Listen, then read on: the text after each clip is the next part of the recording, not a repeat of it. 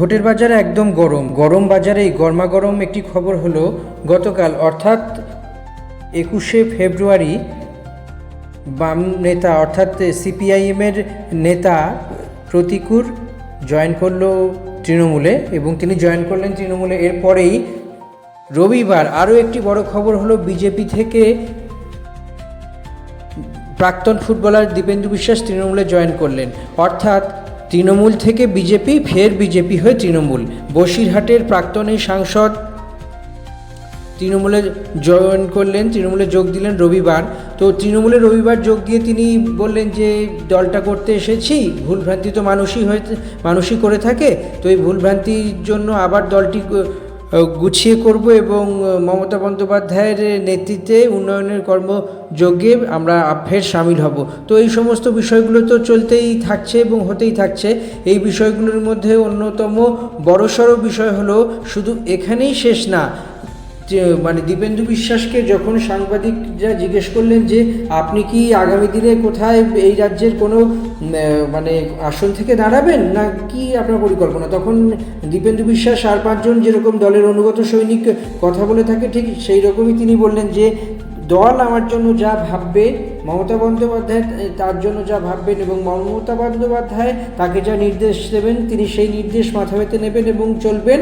একই সঙ্গে তিনি এটাও দাবি করেছেন যে জল একেবারে যে ভূমিকায় তাকে দেখতে চায় সেই ভূমিকায় তিনি নিজের ভূমিকা একদম সুচারুভাবে পালন করবেন। একই সঙ্গে বলা যেতে পারে তিনি বলেছেন বসিরহাটের যে কটা আসন আছে মমতা বন্দ্যোপাধ্যায়ের হাতে ভোটে জিতিয়ে তিনি তুলে দিতে চান, এই হলো তার মোটো।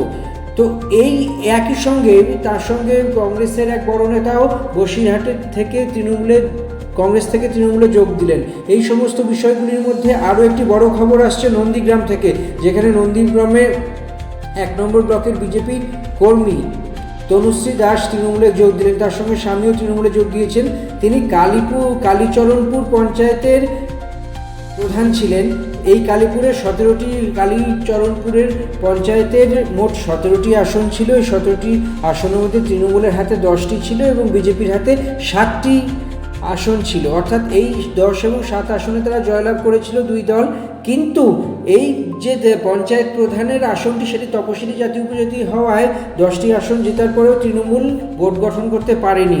দীপালি দাস এবং তনুশ্রী দাস সেই সময় বিজেপিতে থাকার কারণে তারা বিজেপির সংখ্যা বাড়িয়ে ভোট গঠন করে এবং বিজেপির প্রধান হয়। ফলে পরবর্তীকালে যখন এখন নন্দীগ্রাম 1 নম্বর ব্লকের কালীচরণ পঞ্চায়েতের এই পঞ্চায়েতেই বিজেপি প্রার্থী বা বিজেপি থেকে জিতে আসা প্রার্থী তৃণমূলে জয়েন করার ফলে তৃণমূলের ক্ষেত্রে আর তপশিলি জাতি উপজাতির যে আসনটি পঞ্চায়েত প্রধানের জন্য সংরক্ষিত রাখা হয়েছে সেই আসনে যোগ দেওয়ার আর কোনো ঝামেলা বা আর কোনো নিরন্তর থাকলো না এবং বলা যেতে পারে তৃণমূল এবার আসনটি দাবি করতে পারে পঞ্চায়েত প্রধানের।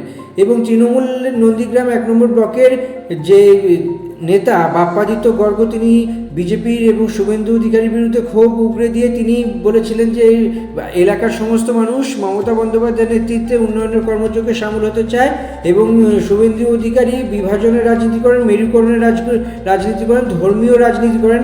এই সমস্ত দাবি করে তিনি যে দুজন বিজেপি থেকে তৃণমূলে এসেছেন তাদেরকে অভিনন্দন জানিয়ে দলে গ্রহণ করেছেন এবং বিজেপি একইভাবে পাল্টা দাবি করেছে বিজেপি কোনো ব্যক্তি নির্ভরশীল দল নয়, সবাই বিজেপিকে ভোট দিয়েছে অ্যাকচুয়ালি বিজেপির প্রতীক অর্থাৎ পদ্মফুল প্রতীককে সামনে রেখে ভোট দিয়েছে এবং সেই কারণেই তারা যদি যে কোনো মানুষ যদি ছেড়ে যায় তাতে কিছু অসুবিধা হয় না। বিজেপির প্রতীক দেখেই তাদেরকে মানুষ দেখে ভোট দিয়েছেন এবং মানুষই আগামী দিনে পুরো ব্যাপারটি বুঝে নেবে এবং মানুষই এর যথাযথ উত্তর দেবে।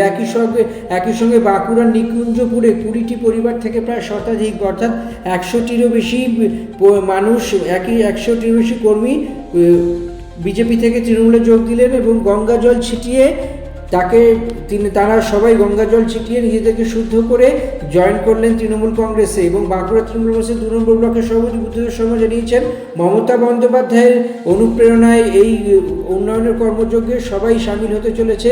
ফলে এরাও তৃণমূলে যোগ দিলেন বিজেপি থেকে। ভোটের আগেই এক এক দিন এক এক রকমের ঘটনা সামনে আসছে, সেটি হলো দলবদলের জল্পনা। আর জল্পনা পর্যায়ে থাকছে না, দলবদল সত্যিকারের একেবারে দলবদল হয়ে উঠছে। এবং এর ফলেই আগামী দিনে ভোট যত এগিয়ে আসছে তত এই ধরনের বিষয় আশয় বা এই ধরনের বিষয় দেখতে পাওয়া যাবে। এবং রাজ্য রাজনীতিতে বিভিন্ন ধরনের ঘটনা আগামী দিনে মানুষকে সাক্ষী করবে। এই সব মিলিয়ে এখন দুরন্ত ব্যাপার, দুর্দান্ত হতে চলেছে আগামী দিনের এই ভোটের যুদ্ধ। আগামী দিনে বাংলার মানুষ কি রায় দেবে, বা বাংলার জনগণ, বাংলার প্রায় 10.5 কোটির ওপর জনগণ তাদের রায় ঠিক কোন দিকে দেবেন সেটাই এখন দেখার বিষয়।